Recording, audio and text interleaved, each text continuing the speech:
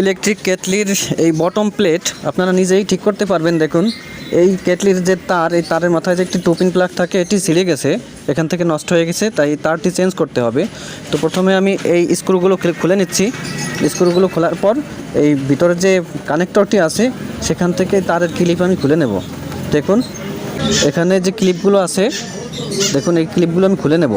তো আমি ক্লিপগুলো খুলে নিলাম।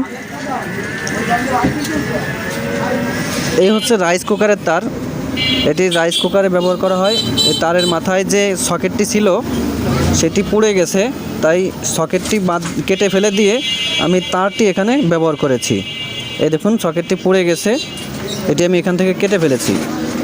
আর এই যে তার, এই তারটি আমি এই ওয়াটার হিটারের বা ইলেকট্রিক কেটলি যেটা বলেন সেটার যে বটম কানেক্টর, এই বটম কানেক্টরের সাথে আমি এখন এটি ব্যবহার করব। ওয়েল্ডিং করে লাগিয়ে দেবো এটি।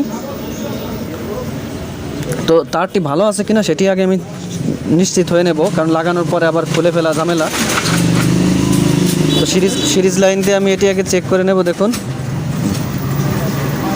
এই তারের দুই মাথা আমি আগে একসাথ করে নিলাম, একসাথ করে নিয়েছি। দেখুন দুই মাথা। এখন এই 2 পিনের 2 পিনে সিরিজ লাইনের 2 তার ধরলে যদি সিরিজ বাতি জ্বলে তাহলে এই তারটি ভালো। তো দেখুন সিরিজ বাতি জ্বলছে, তার মানে তারটি ভালো আছে। এখন আমি এই কানেক্টরের 2 পাশে এই 2 তার সোল্ডারিং করে দেব, কারণ মাঝখানেরটি হচ্ছে আর্থিন, মাঝখানের পিনটি আমার দরকার হবে না, যেহেতু এই তারে 2টি তার আছে ফেজ নিউট্রাল, এবং কানেক্টরের 2 পাশের 2টি যে টার্মিনাল ওইগুলো হচ্ছে ফেজ নিউট্রাল। 2 পাশের সাথে 2 তার লাগাবো, 2 পাশের 2টি টার্মিনালে এই তারের 2 মাথা লাগাবো।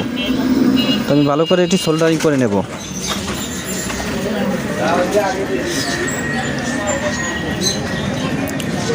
যেহেতু প্লাস্টিকের সাথে এই পাতিগুলো লাগানো, তাই একবারে বেশি হিট দেওয়া যাবে না, আমি এই জন্য একটু একটু করে হিট দিচ্ছি।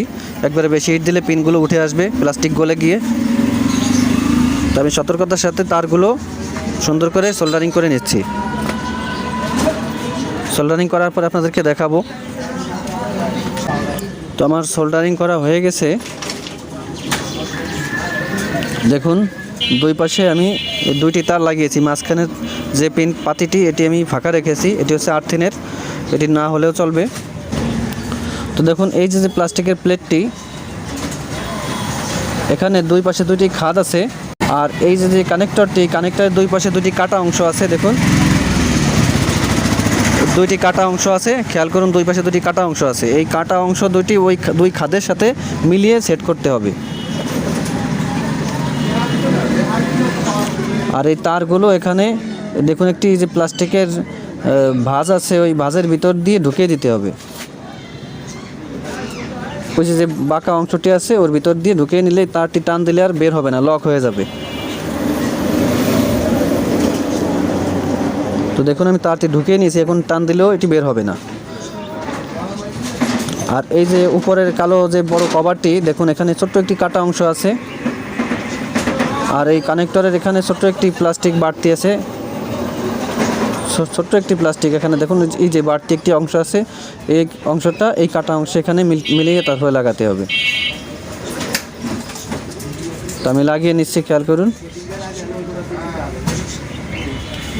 এখন এই পিছনে 3টি স্ক্রু আছে, এই স্ক্রুর খাদে এই স্ক্রুগুলো লাগিয়ে নিতে হবে।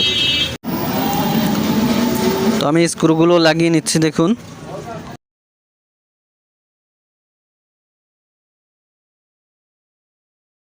স্ক্রু লাগানো হয়ে গেছে, এখন এটি আমি চেক করব যে এটি ঠিকমতো কাজ করে কিনা। তো এটি আমি এখন এই 2 পিন প্লাগ কারেন্টের যে সকেট আছে সকেটে ঢুকিয়ে দিচ্ছি। দেখুন এটি আমি যে কারেন্টের সকেটে ঢুকিয়ে দিলাম, এখানে কিন্তু এখন কারেন্ট চলে এসেছে। আমি এখন এই কেটলিতে এখানে বসিয়ে সুইচ অন করে দেখব। আমি সুইচটি অন করে দিলাম, দেখুন লাল বাতি চলছে, তার মানে লাইন চলে এসেছে, তার মানে এই কানেক্টরটি এখন সঠিকভাবে কাজ করতেছে। এরকম উপকারী ভিডিও পেতে চাইলে আমার সাথেই থাকুন, আমাকে সাপোর্ট দিন। সবাই ভালো থাকবেন, সুস্থ থাকবেন। আল্লাহ হাফিজ।